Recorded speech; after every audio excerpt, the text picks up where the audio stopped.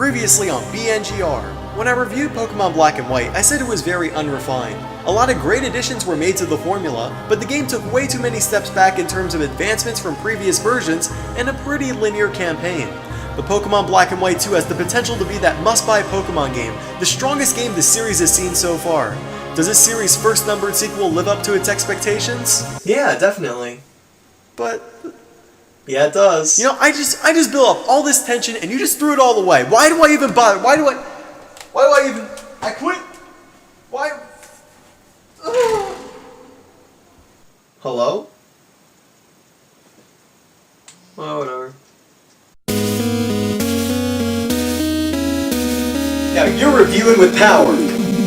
Modern games, retro games, what's the difference? I'm here to review games and make a complete fool out of myself in the process. Whether a gem or a turd, I'll show you these games inside and out. You ready?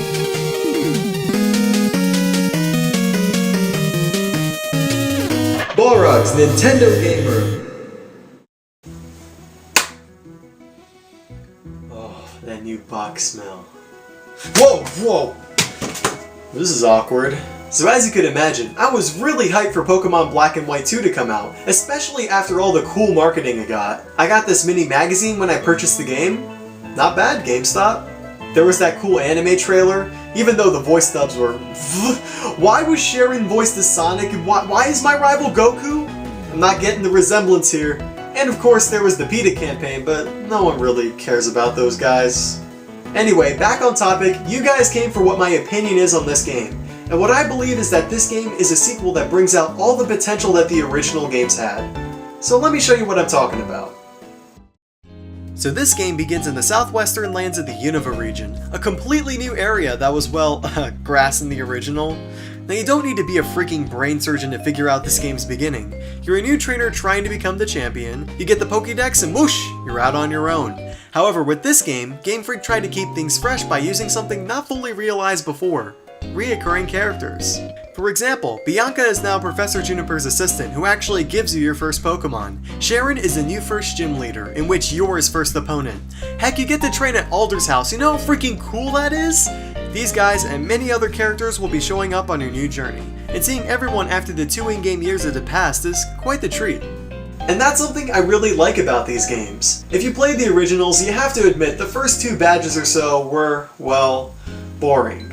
Well, in this game, as you get acquainted with everything again, the game gives you copious amounts of fan service and cameos to keep you busy while you get back in the game. Not to mention these new locals are very interesting, and the variety in Pokemon is actually quite stunning. Speaking of which, let's talk about that for a little bit. So this game features the biggest regional dex in the series to date, with over 300 Pokemon to catch and train just during the main game, including over 100 old ones. Because of this, the battles and wild encounters get a lot less repetitive because you'll be encountering new monsters in every route, one of the main gripes I had about the series. And not just that, the old Pokemon they chose were fantastic decisions. You can catch a Riolu before you have a single badge. There are wild Eevees, so no more compulsively trading the gift ones you get from other versions.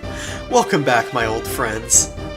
So now that you have a good understanding of the game, let's get straight to the review. Now first up is fun. Now this game is an absolute blast to play. The returning characters, the addition of new and old Pokemon, and heck even the challenging yet fair difficulty of the game makes this the most streamlined, enjoyable experience I've ever had in the series. That's right, even more than Heart Gold and Soul Silver. But what ultimately made this a more enjoyable experience for me was the expanded freedom they gave you in the region. There's a ridiculous amount of stuff you can do in the game, such as making your own movie in Pokestar Studios, doing timed mission for items in a mode called FunFest Mission, fight every gym leader and champion in every Pokemon game. Oh my god! There's so many amazing additions in this game that I'd have to be here for hours explaining them all. It's that awesome. But this leads me to my biggest problem with this game. You know the saying when you're stuck between a rock and a hard place? Well, I feel that this game is stuck between a third version and an actual numbered sequel. Which didn't mean I don't want the changes, it just means that I felt that they could have gone farther than what they did. Now before you go, oh my god, this kid's stupid, unsub, dislike, report for child abuse. Let me explain myself. You see, it's understandable the game turned out the way it did.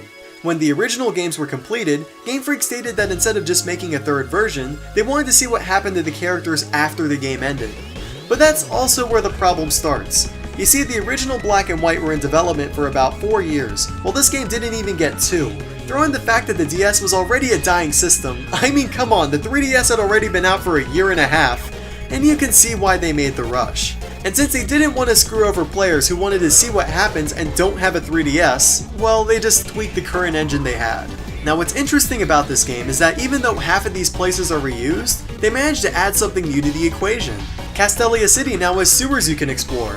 The construction site in the desert area is now full of buildings. Every gym leader has some sort of crazy new puzzle, and their own variations of the gym music to boot. But even then, it feels like the dev team just didn't go far enough. How this should have been done is like in Gold and Silver, where maybe you could have an entire new region to explore, and then revisit the locals you thought you once knew. Which makes the game feel more like Black and White 2.0 than Black and White 2, if that makes any sense. But this really hurts the game in one department, which actually kills some of the charm the game once had: the story. Remember how cool it was to fight Team Plasma, see them follow their virtues, and actually feel bad for being a trainer? Well, in this game they just want to steal all the Pokemon in Unova, by freezing the entire Unova region. Okay, I get this. Okay.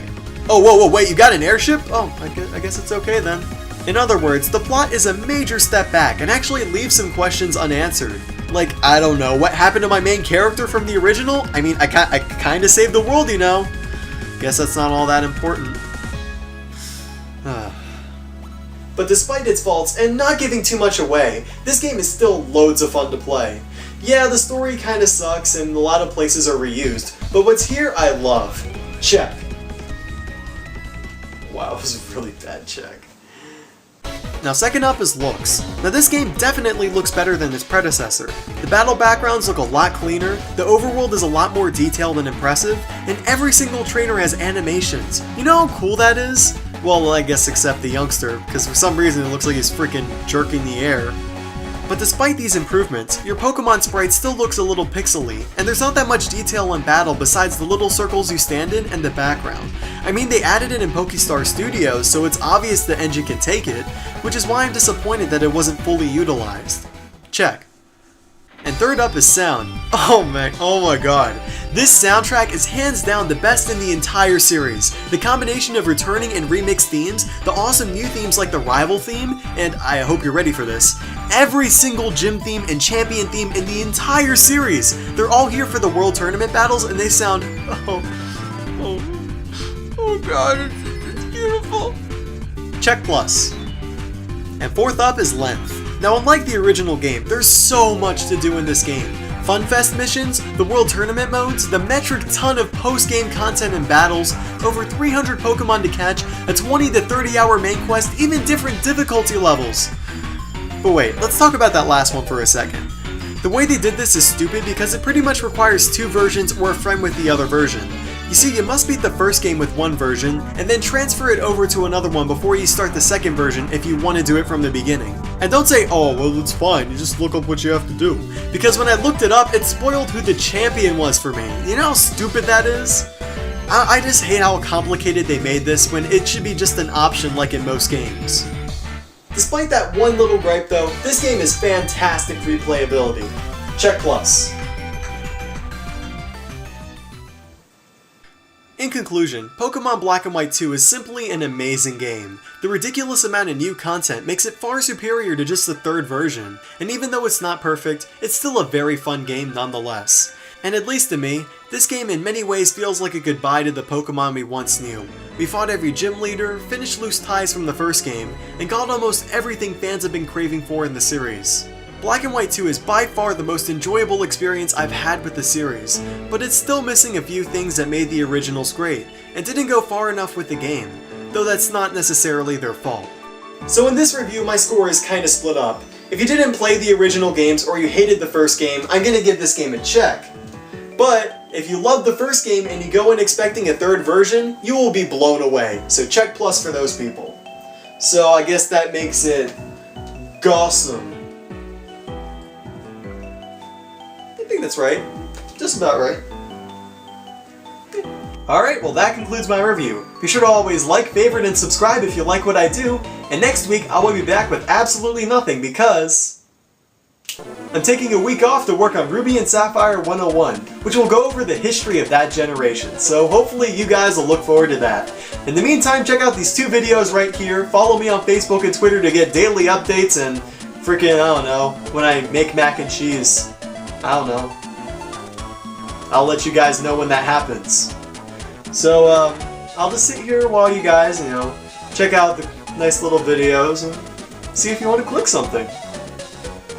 Meantime, I'm gonna get back to playing Black 2. Gotta catch a freaking Growlithe. It's gonna be fun. I don't know why I chose a Pignite over an Arcanine, so I'm gonna fix that right now. I'm restarting the game and doing it from scratch. It's pretty fun. No, I'm not losing to a freaking coughing. Ugh. By the way, I named my Magnemite Magna Won't. You get it? Okay. I know I'm not funny,